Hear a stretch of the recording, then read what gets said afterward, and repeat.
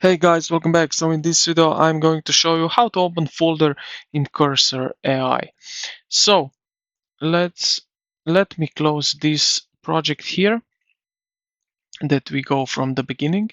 Okay, so this is the home dashboard, and as you can see here at the first you have here open project. So you can click on here and then search in the computer. The same thing what you can do is basically go here to the top left corner where you see File tab. So this is the menu bar, and then navigate here where it says Open File, Open Folder. So click on Open Folder, and again the same thing is uh, you need to find the file folder in your computer and it will open up. So I hope this video helped you out. If you did, consider to like the video and subscribe to the channel.